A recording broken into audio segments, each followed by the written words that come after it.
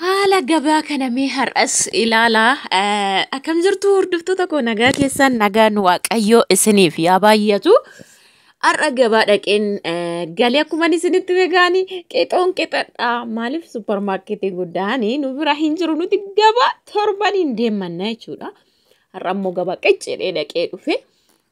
Maal akkam bitadhe isinitti himaa kana dura waa'ee gabaa sitti himnaan qociidha moo situ qociidha moo situ maal waan ta'e jette komantii wayii mucayyoon tokko kana jechuun ishii iddoo waan ta'e qicaa bitatanii beektu akkasii jechuu ishiitti natti fakkaate.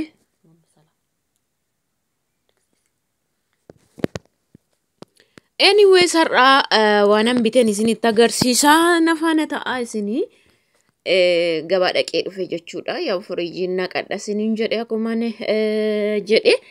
Mee wantoota bitee akkattiin bitee haala gabaa biyya kootii biyya walisoo yeroo hunda akkanatti argattu jechuudha. Sirumaayyuu yeroo wanti hundi baay'ee maashaallah dhugaan isiniin jedha. Haala bareedduu keessa jirra. Finfinneen bargix yeroo haalli gabaa gadi jedheef qofa argatu miti. Garuu ani torbaniin akkasuma bitadha jechuudha. Kunoo kan hin bitadhe egaa akkuma argaa jirtanii isaan kana gatii isaa faana meeqan akkam bite isinitti himaa jechuudha. Isinitti himaa na wajjin ta'aa jechuun barbaade. Chaanala koo faaraa warra taatan garuu seenatii subscribe godha. Share like gochuun dagatina.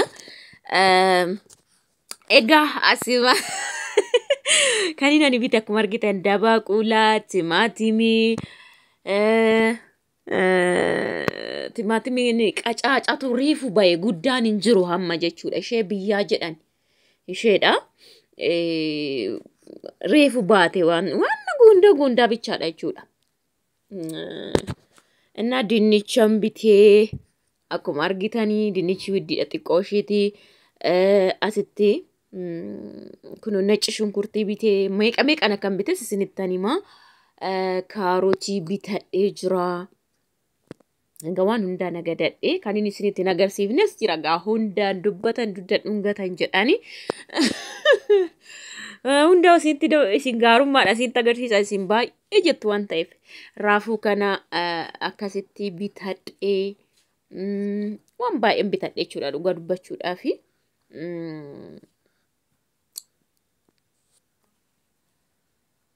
Innaa gatii isaan isinitti himaa nama jetta'a like share godha isiniin jechuu barbaada.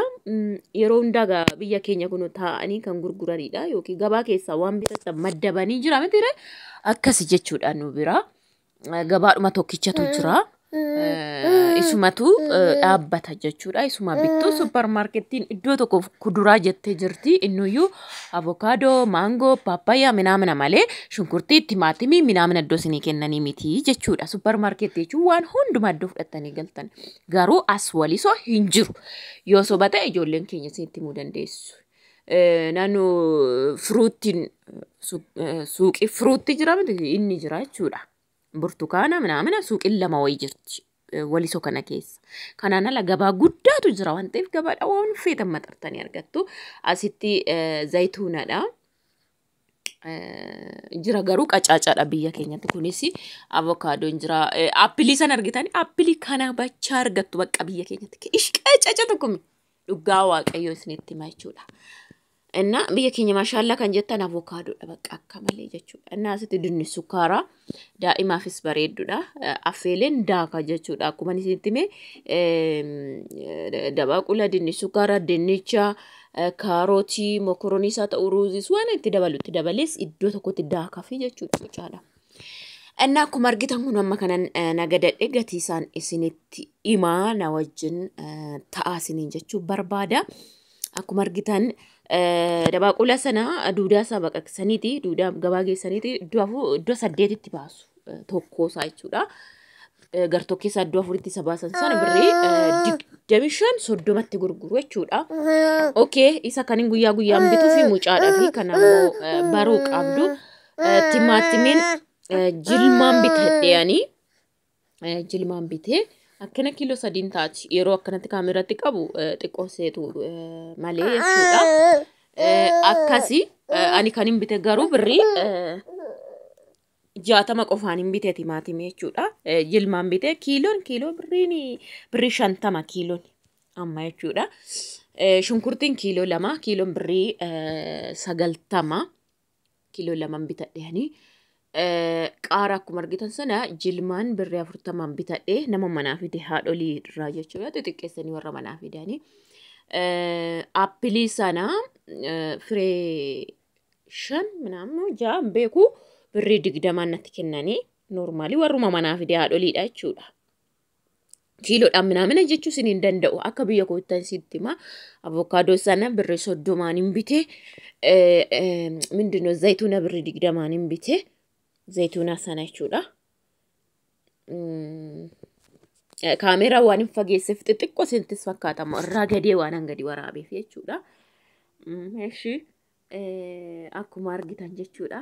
Gatii isaanii isinitti himaa jira. Dinni sukkaara kana birrii 60 hin bite. Eshi raafuun birrii 30, kaarotiin birrii 80, naci shunkurtiin birrii 120. Naci shunkurtiin jechuudha. Baay'ee xinnaa tokko ግማሽ kiiloo taate waan taate iyyuu. Naci shunkurtiin jechuudha birrii 120 raafuun baay'ee kichuudha birrii 30 kennu. Kaarotii birrii 80 hin bite.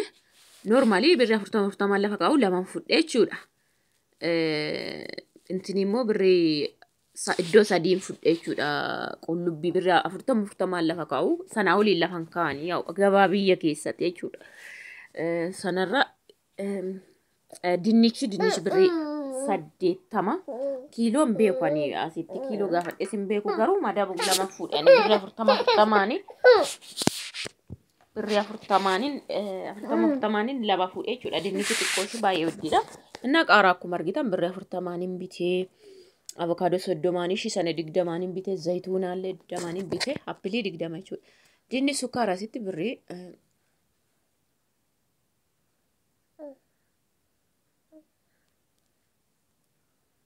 shunkurtiin baay'ee intiniidha. Bareedu goggogaadha. Kiiloo 2 bitee 90 kiiloon. Eenyuun bukkee jirti.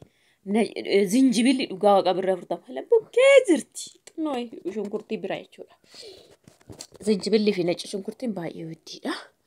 Haala kanaanin nagadadhee gabaa keessaa jechuudha. Qociidha moo situ bitate moo qociidha naan jettanii qocii miti. Qociin iddoo ta'anii waaqeexan gurguratan jechuudha. Inna manum kottan qocadhee qocii waaqayyoon haa ulfaatu. Alatti gadi hin qocce manatti ol qocadhee tokko in qirqirsa hudduu keessanatti fakkaate dhugaa waaqayyoon akka taasa'u wallaala. Anna in sobdi meekaan ishiin bitteen bettu waan akkana kan akkas jettu nan beeka. Itoophiyaa keessa too dhaqxe nama wayiitu na bira dhufee guyyaa biraan isinitti hima daqiiqaan dhumee jira isinitti hin dheeressu. Surmaayyuu jechuudha. Innaa warri sobanii afaan hin fakkeessanii warra galanii qaaraa birrii 20 bitachuu hin dandeenye. Kan 10 naa kennitu warra jedhanii nan beekaman. Seera nan xuuxadhee beeka sillaa sheer godha garuu. Akkan isin jedhamu caata